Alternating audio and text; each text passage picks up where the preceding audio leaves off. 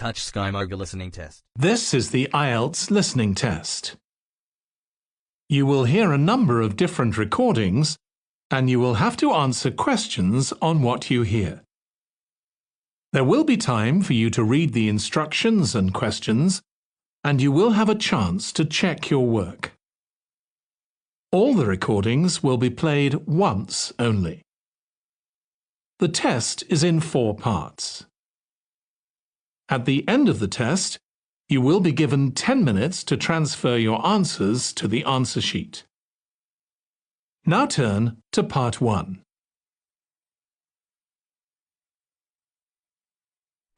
Answer the questions as you listen. You will not hear the recording a second time. Listen carefully to the conversation and answer questions 1 to 5. Hi Bill, this is my friend Charlotte. She's doing first year science too. Pleased to meet you, Charlotte. Annetta told me you want some part-time work. Now, I just have to complete your details on the computer. What's your surname? Johnston. With an E? Yes, Johnstone.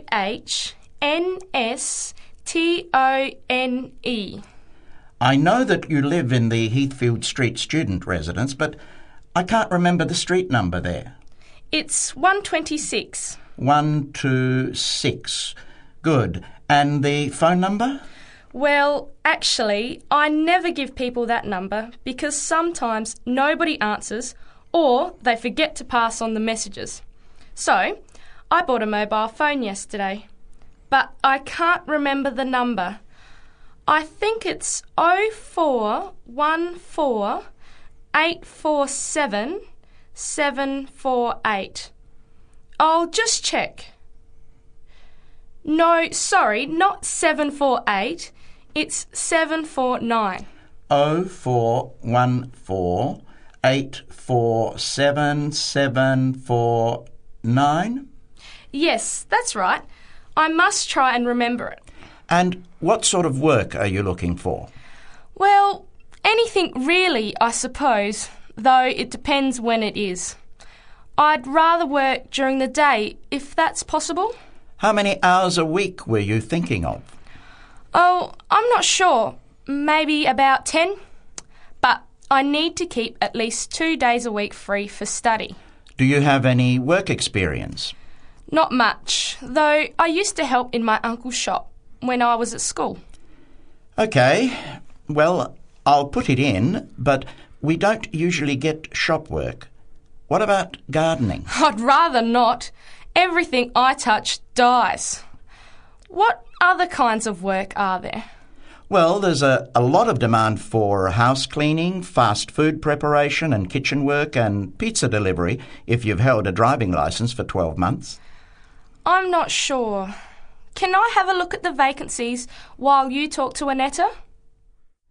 You now have some time to look at questions 6 to 11. As you listen to the rest of the conversation, answer questions 6 to 11.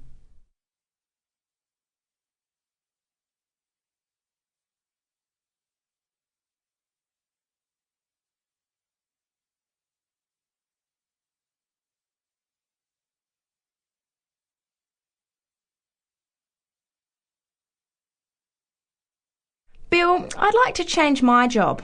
You're at the Hamburger Express on the High Street, aren't you? What's the problem?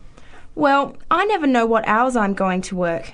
I start at 7 p.m. and I'm supposed to finish at 11 p.m, but sometimes they keep me until 2 or 3 a.m. Yes, that is a bit late if you have to make a 9 a.m. lecture the next day. And the other thing is the pay. They're supposed to pay me on Thursdays, but they never pay me on the correct day, often not until Friday or Saturday. A few weeks ago, I had to wait until Sunday. They said their son was sick, so they couldn't get to the bank, but they're always making excuses. Yes, that doesn't sound too good. Would you be interested in pizza delivery? You need to have a driving licence. Yes, I've got a licence, but I think I'd like to change from working in the evening. Are there any day jobs available? Well, as I told Charlotte, there are several cleaning and gardening vacancies. And this childcare job that just came in this morning, do you like children? Yes, I do actually. What's the job? Let's have a look. Collect the boy aged 4 from kindergarten at 3 p.m. Pick up the other 2 girls who are aged 6 and 9 from the primary school at 3:15. You take them home and look after them. The parents will be home by 7. That sounds quite good. What about the pay? It's the same as you're earning now, 4 hours a day, Monday to Friday, so 20 hours a week. You need to contact Mrs. Alicia Thompson. Her phone number is 91045629 and she lives in Springfield. I've never been to Springfield. I hope I don't get lost. Don't worry. It sounds quite straightforward. Let's have a look at the street directory.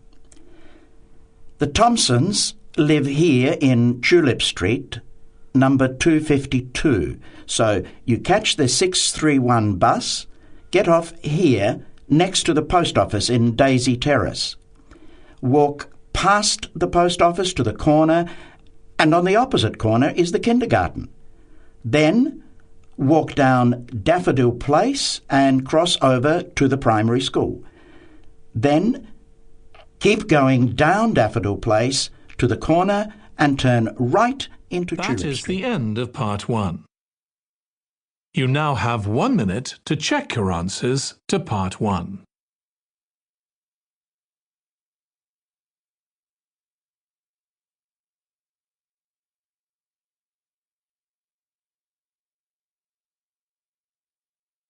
You will hear the Part overseas student officer talking to some new students about the arrangements for an excursion to Ironbridge.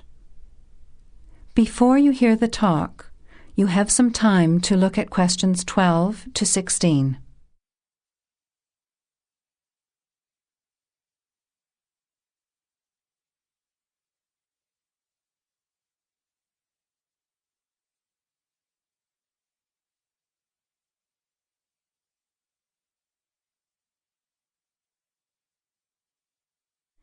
Now, listen carefully to the first part of the talk and answer questions 12 to 16. Hello everyone, my name is Pamela Sutcliffe and most of you already know that I'm the Overseas Student Officer here at Salopian Technical College. Next Tuesday, the 28th of September, we have arranged an excursion for all new students to the important historical town of Ironbridge. We are hoping you'll all come, because not only is the history of Ironbridge very important and interesting, but also an excursion like this is a relaxed and fun way to get to know each other. Ironbridge is about 55 kilometres from here, and we'll be travelling by the college bus, which holds 40 people. If there are more than that, we'll bring a couple of staff cars as well, though I might ask you to indicate on the list if you have a car and would be willing to take a couple of passengers. The list I'm referring to is up there on the student notice board, and if you would like to come on Tuesday, would you please add your name as soon as possible? By the way, could you please print your name clearly? I know some people have wonderful signatures, but often I'm afraid I can't read them, which can cause problems. So if we need extra transport and you could bring your car, can you tick the car column next to your name? Could you also add your student number and your telephone number, just in case there are any last-minute changes and we have to contact you? The other information I need to give you is about lunch. There's a very nice little restaurant in Ironbridge which gives a 15% discount to the college when we bring groups. That means lunch is only about £4, and they do good vegetarian meals too, so it's usually no problem for those of you on special diets. But if you prefer to eat your own food, that's fine too, either on the bus or in the park. But I'd encourage you to try the restaurant. Now, talking of costs, I should tell you that the bus will only cost you £10, and if you bring your car, we'll pay for the petrol, so you get a free trip in return for driving there. Will you please sign up by Saturday at 6 p.m. at the latest? The list is closed after that. We will depart at 9:30 a.m. sharp on Tuesday morning, so please make sure that you arrive at least 15 minutes before so that you can find a seat and get settled on the bus. Before the talk continues, you have some time to look at questions 17 to 21.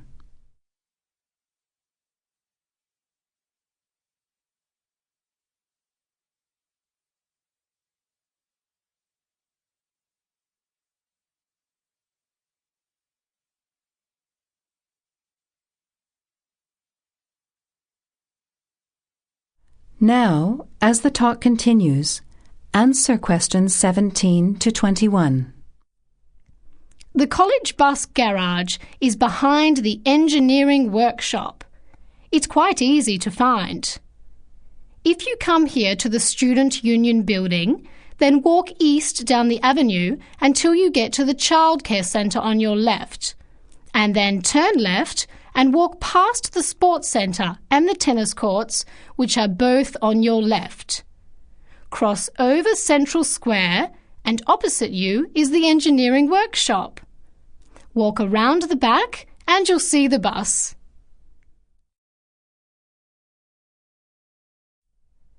Please wear comfortable shoes, as we'll be walking around Ironbridge and be on our feet for most of the day. Wear a warm jacket, and you might like to bring an umbrella and a backpack to put them in if the weather's warm and sunny, which we hope it will be, but of course we can't guarantee that.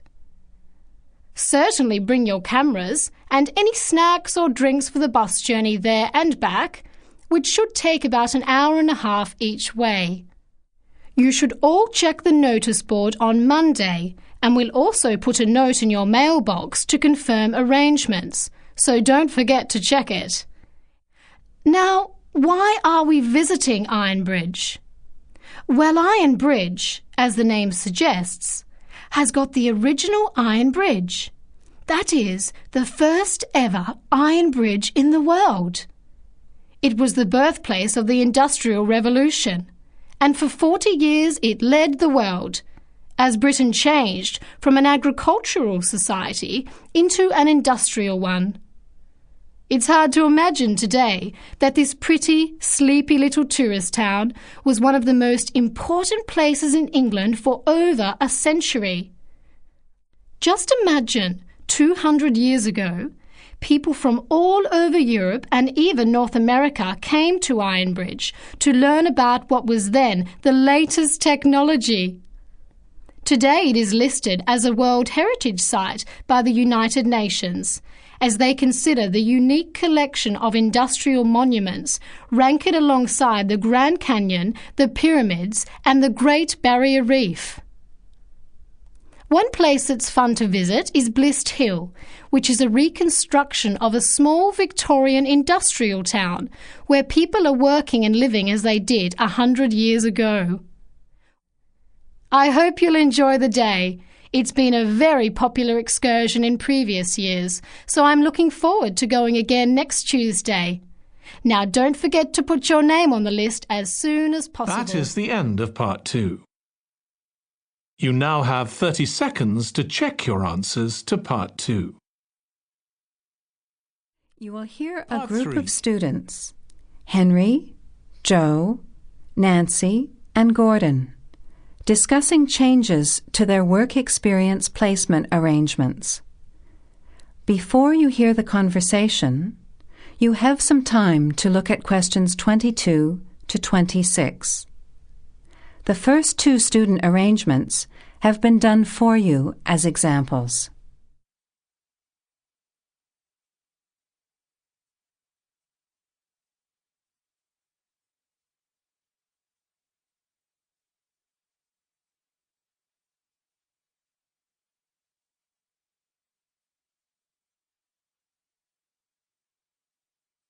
Look, There's the notice that Professor Jones told us he'd be putting up confirming the details of our work experience placements. But I thought that was already arranged. No, he said he'd have to check with the companies that the days we preferred were okay for them. Let's see if any have changed. Teresa's not here today, but her name's first. It says the Uni Bookshop, Friday mornings starting on the 23rd of March. So nothing's changed. I'll let her know. What about Manuel? He's not here either. Is he still going to the music store in the High Street? If it's mainly music, yes, he's still down for that on Friday afternoons starting on the 9th. The day's different. It's changed from Tuesday mornings, but that's okay. I'll tell him. He'll really enjoy listening to music all day. Now, where's my name? Henry. Here it is.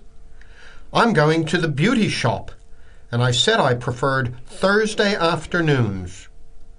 Oh, good, that seems okay. And my start date hasn't changed either. Joe, what day did you opt for? I'm going to Highway Hotels on Monday mornings. Yes, that's okay. And starting on Monday the 12th of March. Oh, has that been changed? Okay, I was scheduled to start the week before. I'll just make a note of that. What about me, Henry? Have I still got the Explore travel service on Wednesday mornings? Just a minute. Where's your name? Let's see. Nancy. Okay, here it is. Explore travel on Wednesdays, yes, but afternoons, and starting date is Wednesday the 14th of March. Has the date changed? No, not the date, just the time, which is fine. I'll get to sleep in. You lazy thing, Nancy. Chris's name is next on the list. Gorgeous Gowns Fashions. What a name. Yes, it sounds good, doesn't it? I'm hoping he'll bring me some free samples. So, has he still got Wednesday mornings? Yes, Wednesday mornings starting on the 14th of March. Okay, I'll tell him when I see him tonight that his arrangements haven't changed. Gordon, what about you? I chose that software company that makes computer games. I can't remember its name, but I asked for Tuesday afternoons. Oh, yes. Here it is. Games to go on Wednesday mornings. There's a note here saying they have their weekly staff meetings on Tuesday afternoons, so that wouldn't be much use to you. That's why they've changed it to Wednesdays, starting on the 21st of March, so you can see their working setup. OK, I'm glad they've changed it. I don't think I'd want to sit through a meeting every week. Before the conversation continues, you have some time to look at questions 27 to 30.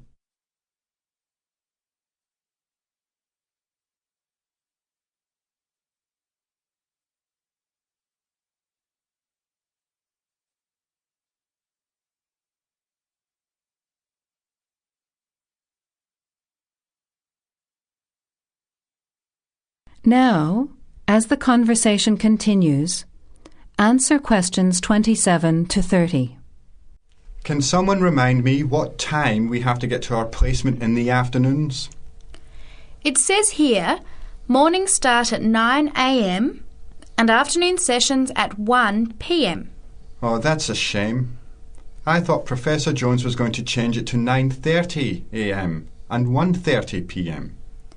Yes, he did say that he'd try to make it later, but obviously that wasn't possible. By the way, just in case, what happens if we're ill or something and can't make it? Do we phone the college or the place we're going to? I think we have to phone the company first and then the college. Didn't you get the information sheet about work experience at our last seminar? No, I missed it because I had to go to the dentist. What else did it say? Well, we have to do a total of 24 hours altogether, So if we miss one of the arranged sessions, we have to organise another time to make up the hours. And he gave us details of the presentation we have to give about our work experience. Oh, really? What do we have to do? In week 10, we each have to give a presentation to the class about the company we've been with. It's 30% of our final mark for this subject, so it's going to be a lot of work. Yes, he's expecting us to do a lot of research while we're there so that we can outline the history of the company, its management structure, number of employees, other branches, etc.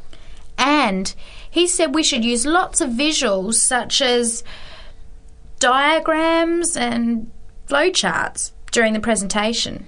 Yes, and we should also include what we did each week, the different departments of the company or positions that we observed, and try to relate what we saw to our studies so far.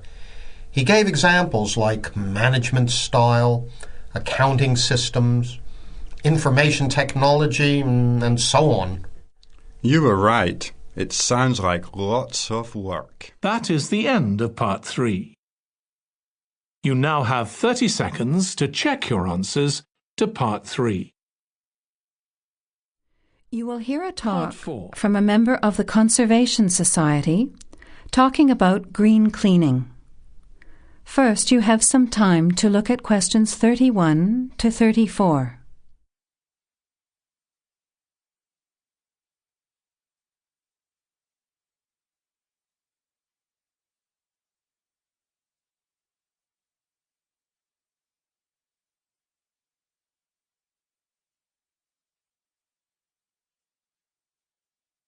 Now, listen carefully to the talk and answer questions 31 to 34. Good morning, everyone. It's a pleasure to be here as a representative of the Conservation Society to talk to you about green cleaning. In other words, about ways you can help to save the environment at the same time as saving money. I'll start with saving money, as we're all interested in that, especially students who are living on a tight budget. Probably none of you has sat down and calculated how much you spend on cleaning products each year. Everything from dishwashing detergent, window cleaners and so on, through to shampoos and conditioners for your hair, and then those disasters, products to get stains out of carpets or to rescue burnt saucepans.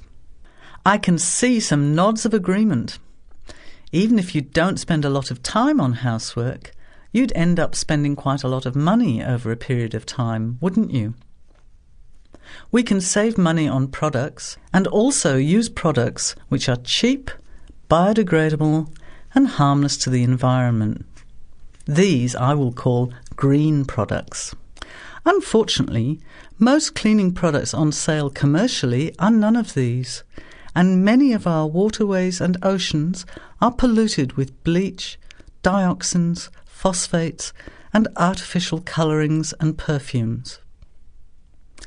Also, think how many plastic bottles each household throws away over a year.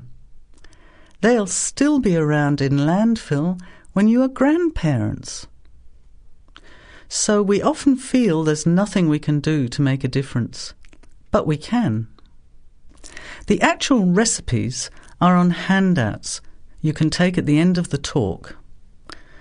The sorts of ingredients I'm referring to are things like bicarbonate of soda, eucalyptus oil, ammonia, vinegar, lemons, pure soap. Lastly, many people find they are allergic to modern products. So for all you asthma sufferers, keep listening.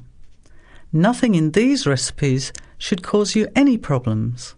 An end to itching and wheezing. Now you have some time to look at questions 35 to 40.